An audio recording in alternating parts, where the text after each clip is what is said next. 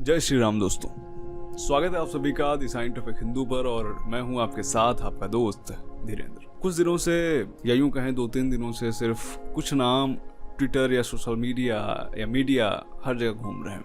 यति नरसिंहानंद सरस्वती जी, डासना मंदिर, गाजियाबाद और पैगंबर मोहम्मद। ये असल में घटना क्या है, इससे तो आप सभी परिचित हो ही गए होंगे। आज हम इसके परिप्रेक्ष्य समझने वाले हैं कि आखिर हिंदुओं के लिए ये घटना किस तरह देखी जाए। और यादवों का जिक्र आया है, यहाँ पर यादव भाइयों का जिक्र आया है, किस तरीके से उन्होंने बाकायदा एक श्रृंखला बनाई हुई थी। और इसके अलावा जुबैर, वही जुबैर जो कि जिसका इतिहास है दंगा भड़काने और दंगा फैलाने में, एक बार किस तरह उसने फिर से वही काम किया। इसके अलावा किस कदर एक प्लान बना था, ट्रकों में भरकर दंगाई मुस्लिम लाए गए थे कि वो आए और ध्वस्त कर दें पूरे के पूरे डासना मंदिर को। इसके अलावा सबसे बड़ी बात, जिस डासना मंदिर की बार बार बात की जा रही है, जो कि गाजियाबाद में स्थित है, एक और बात है जो कि सबसे महत्वपूर्ण है कि जिस डासना मंदिर की बात की जा रही है, बार बार डासना मंदिर बोला जा रहा है, लेकिन क्या आपको पता है कि डासना मंदिर का असल में इतिहास क्या है? शायद यहाँ पे तमाम लोगों को ये लग रहा होगा कि डासना मंदिर हो सकता है कि कोई नॉर्मल मंदिर हो, बस कुछ समय पहले बना हुआ मंदिर हो, लेकिन इसका इतिहास महाभारत से जुड़ा हुआ है। इस पर भी बात करेंगे। तो इन सारे मुद्दों पे आज हम बात करने वाले हैं। स्वागत है आप सभी का द साइंटिफिक हिंदू पर। चलिए शुरू करते हैं आज का वीडियो में आगे बढ़ने से पहले निवेदन यह है कि इस वीडियो को लाइक कर दीजिएगा, पसंद आए तो शेयर जरूर करिएगा। हम सब देख रहे हैं किस तरीके से बीते 10 सालों में कितनी बार सनातन पर प्रहार हुए हैं, कितनी बार रामायण जलाई गई है, कितनी बार तुम्हारे भगवान श्री राम को खुलेआम गाली दी जाती है। यहाँ तक कि अभी नवरात्रि चल रही है, नवरात्रि में महिषासुर और माता दुर्गा को लेकर क्या कहा जा रहा है, माता दुर्गा को किन शब्दों से पुकारा जा रहा है, माता दुर्गा को क्या क्या कहा जा रहा है।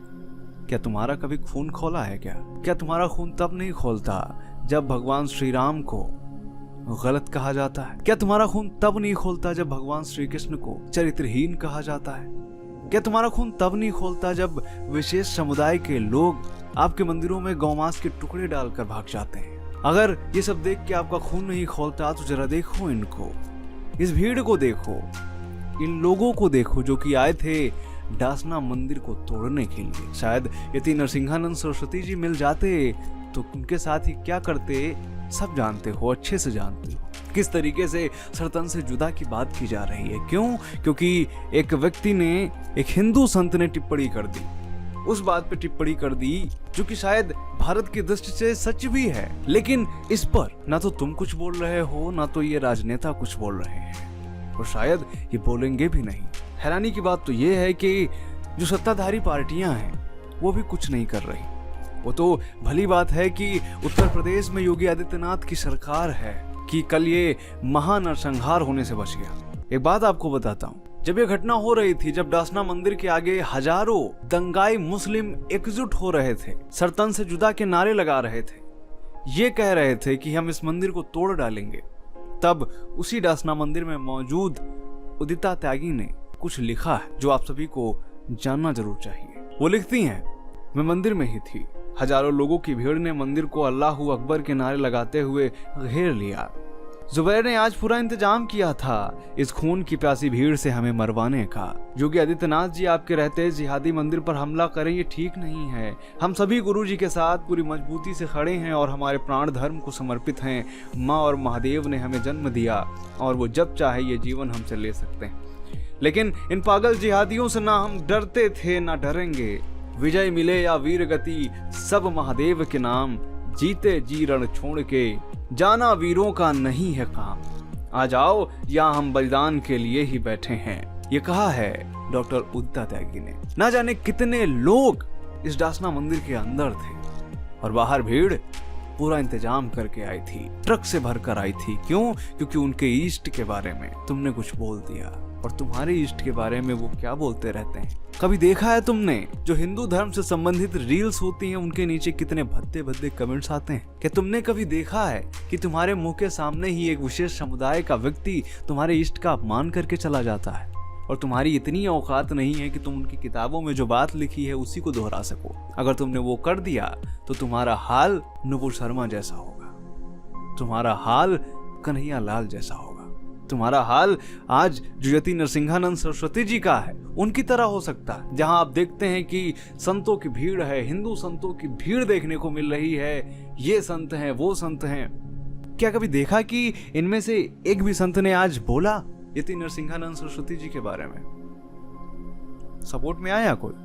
नहीं आया, शायद आएगा भी नहीं। और हैरानी की बात, जो कि सबसे हैरानी की बात ये है कि ये संत ना तो किसी के सपोर्ट में बोलते हैं और ना ही तब उन विशेष समुदाय वालों के विरोध में बोलते हैं जब हमारे इष्ट का अपमान हो रहा। छोटी मोटी घटनाएं छोड़ भी दें तो ये तब भी कहां थे जब ज्ञानवापी पर महादेव का अपमान किया जा रहा था? ये तब कहां थे जब भगवान श्री राम का अपमान किया जा रहा था? ये तब कहां थे जब राम मंदिर पर प्रश्न चिन्ह उठाए जा रहे थे? ये तब कहां थे जब रामायण जलाई जा रही थी? कहीं नहीं थे दोस्तों। हजारों आतंकवादी मुसलमानों ने जिस तरह डासना मंदिर को खत्म करने का पूरा प्लान बनाया था, आखिर उनसे यह मंदिर कैसे बचा, इस पर तमाम रिपोर्ट्स हमें देखने को मिलेंगी। उनमें से एक अजीत भारती की भी है। वो लिखते हैं कि क्लिप कटुआ के स्वप्न पर गाजियाबाद पुलिस ने पानी फेर दिया। मंदिर में यादव भाइयों का एक पूरा दल रक्षा पंक्ति बनाए बैठा था। भीड़ पर प्राथमिकी लिखा दी गई है, एक एक दंगाई जेल जाएगा। और सबसे हैरानी की बात यह है कि इन यादव भाइयों की बात हो रही है। और सबसे हैरानी की बात यह है कि इस घटना पर जो कोई भी ट्वीट कर रहा था, गाजियाबाद पुलिस कह रही थी अफवाह मत फैलाओ नहीं तो तुमको जेल में डाल देंगे। यहाँ सागर कुमार ने, जो कि सुदर्शन न्यूज के जाने माने पत्रकार हैं, उन्होंने इस घटना पर ट्वीट करा, जो कि भीड़ में दिख रहा था वही बोला। पुलिस ने कहा कि तुम अफवाह मत फैलाओ, तुमको जेल में डाल देंगे।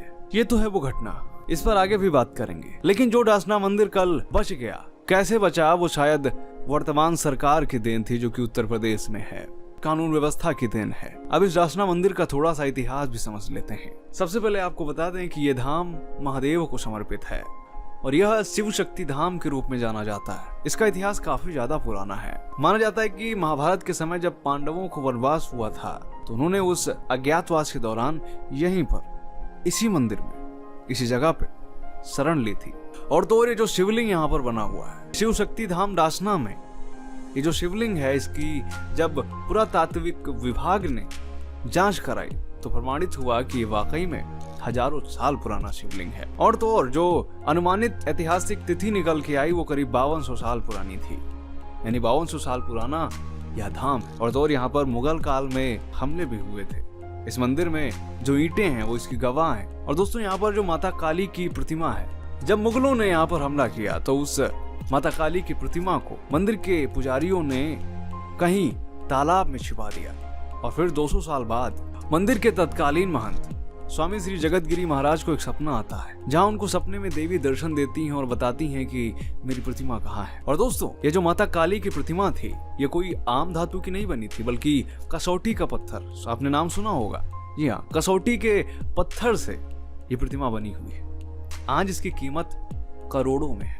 जब स्वामी श्री जगतगिरी महाराज जी को सपना आता है तो वो उस मूर्ति को निकलवाते हैं, उसकी पुनर्स्थापना कराते हैं और उस समय भी यह प्रतिमा पूरी तरह से सही सलामत थी। हम देखते हैं कि माता काली कमल के फूल पर खड़ी हुई हैं। इसके अलावा दैनिक जागरण की रिपोर्ट के माने तो कुछ और भी रहस्य हैं जो कि यहाँ से जुड़े हुए हैं। जैसे कि शिवलिंग के ऊपर जो छत है, कितनी बार बनाए जाने की कोशिश की गई लेकिन वह कभी टिकती नहीं। कहते हैं कि एक समय पर यहाँ पर माता का एक शेर आया करता था, जो कि इस मंदिर के आसपास ही रहता था। उस शेर ने कभी भी किसी को हानि नहीं पहुंचाई। हालांकि जो भी व्यक्ति उस मंदिर को नुकसान पहुंचाने की कोशिश करता था, उस शेर ने कभी उसको छोड़ा नहीं। और जब शेर बूढ़ा हो जाता है तो यहीं पर अपने प्राण त्याग देता है। आज भी हम देखते हैं कि यहाँ पर उस शेर की समाधि है। इसके अलावा और भी तमाम रहस्य हैं जो कि इस मंदिर से जुड़े हुए हैं। अब अंत में इन सारी चीजों को एकत्र करके समझने की कोशिश करते हैं। हम देखते हैं कि ऐसी घटनाएं ये पहली बार नहीं है, तमाम बार हो चुकी हैं कि एक मुस्लिमों की भीड़ आती है, उन्मादियों की भीड़ आती है, आतंकवादियों की भीड़ आती है, जो कि तभी निकलती है जब मामला कोई धर्म का हो।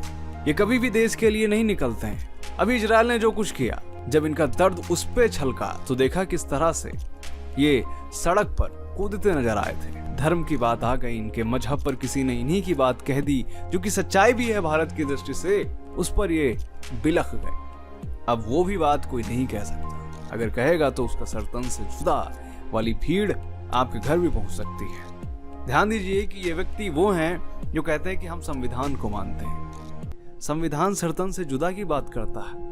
कितने हिंदुओं ने कभी ये नारा लगाया हो कि हम सरतन से जुदा कर देंगे? कभी नहीं नारा लगाया। हालांकि इस देश में हिंदू बहुसंख्यक है, फिर भी हिंदुओं ने कभी नहीं कहा कि सल्तनत से जुदा, लेकिन एक भीड़ जो कि तथाकथित अल्पसंख्यक है वो खुलेआम ऐसे नारे लगा रही है और कह रही है कि हम सल्तनत से जुदा कर देंगे। मेरा मानना यह है कि यह वो समय है जब हिंदू संतों को एकजुट होना चाहिए, नेताओं को सामने आना चाहिए, उन नेताओं को जो खुद को हिंदूवादी कहते हैं। जब वो आगे आएंगे तभी शायद हिंदू एकजुट होगा। लेकिन अभी तो सबको ये लग रहा है कि अरे ये तो मामला सिर्फ और सिर्फ यति नरसिंहानंद सरस्वती जी का ही है, हमसे कोई मतलब नहीं है। सुधर जाइए, सभी हिंदुओं से निवेदन है। और जो भी कुछ आप कर सकते हैं करिए, ट्वीट करिए, सोशल मीडिया पर लिखिए, एक पोस्टर लीजिए और उस पर लिखिए कि मैं साथ हूँ यति नरसिंहानंद सरस्वती जी के साथ, मैं भी हूँ। शायद सभी हिंदुओं को एक साथ आने की आवश्यकता है। अगर आज नहीं आए तो कल आपके साथ वही होगा जो कि बांग्लादेश पाकिस्तान में हो रहा है, या यूं कहें भारत में भी होने लगा है। खैर, ये वीडियो कैसा लगा कमेंट करके बताइएगा जरूर। मिलते हैं आपसे अगले वीडियो में, तब तक के लिए जय हिंद, जय भारत, वंदे मातरम, राधे राधे।